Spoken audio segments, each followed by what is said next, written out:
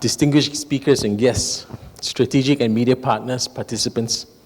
On behalf of the Singapore University of Social Sciences, or SUSS, it gives me great pleasure to welcome you to the 6th Blockchain International Scientific Conference, or ISC 2024.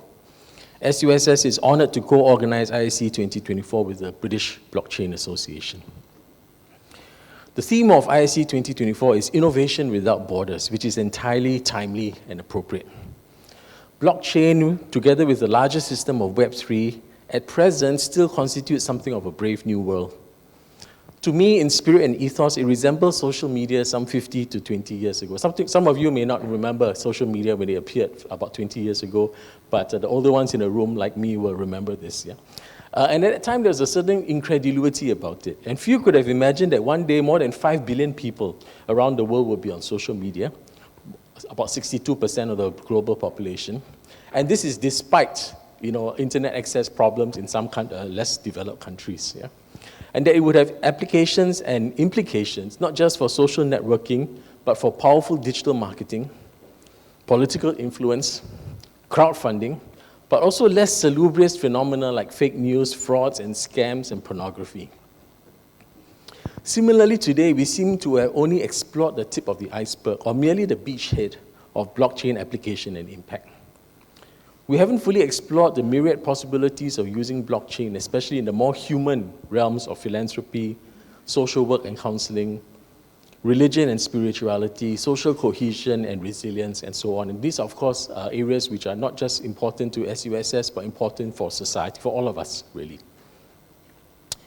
These and many other sectors are where blockchain's fundamental attributes of decentralization, transparency, and trust can be game changers. To extend the benefits of blockchain to these lesser-known domains, we need to address a number of factors: the skills gap, technological gap, imaginative limitations, and cultural factors such as trust and motivation.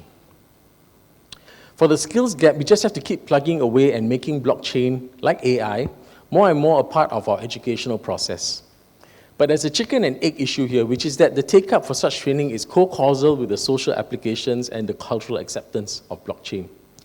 The more pervasive it becomes in society, the more society and the market will signal a demand for it, and the more training in blockchain will take off. But conversely, the skills gap can also hold back societal applications and cultural acceptance in a self-reinforcing cycle. Here, as with all educational strategies, we have to plan for the society of the future, not of the present. So we, in a way, have to override the present market signals, so to speak. A certain boldness and conviction on the part of educational institutions is required, as with the other challenging area of AI. For imaginative limitations, we have to overcome these by moving the focus away from the more common applications of blockchain in finance, payments, logistics, and imagine the application in entirely new areas. Here, as with most complex social issues, interdisciplinary training is key. People in the humanities and social sciences probably spend little to no time thinking about blockchain and may not understand it at all. But it is these scholars and students who need to come to terms with blockchain and to work in interdisciplinary spaces with their tech colleagues to bring fresh ideas and perspectives, to imagine the possibilities that may now seem far-fetched but can one day become commonplace. They can also help to influence their own networks of practice and help organizations in the social sector to see the possibilities involved in blockchain adoption and adaptation. And for cultural acceptance to grow, we need the cooperation of government, public, and private sectors, we all know this, to come up with the policies and protocols that will provide direction and assurances for some of the persistent blockchain issues, such as interoperability, privacy concerns, the status and liability of decentralized autonomous organizations, DAOs, and so on. Thus, to realize the real potential of blockchain, greater effort needs to be made not just on the technological front, but also on the human, social, and cultural ones.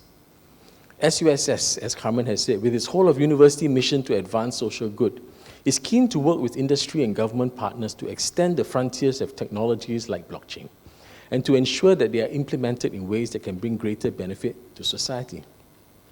With its applied research focus, its slate of strong social sector academic programs, and its corresponding strong ties with government agencies and private sector companies dealing with the social sector, SUSS is also unusually well placed to work on extending the reach and implementation of technologies like blockchain to this sector.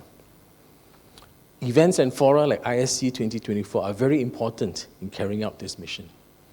And on this note, I would like to thank my SUSS colleagues in the Node for Inclusive FinTech, or NIFT, for continuing to teach and advocate for the use of blockchain and other FinTech instruments in order to build a more inclusive society, and for their hard work in co-organizing this conference.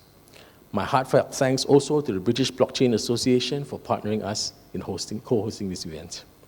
I wish all of you a very stimulating conference and fruitful networking, and hope that you will continue to fly the flag high and to work with agencies like SUSS to advance the extension and application of blockchain in areas that will really benefit society. Thank you very much.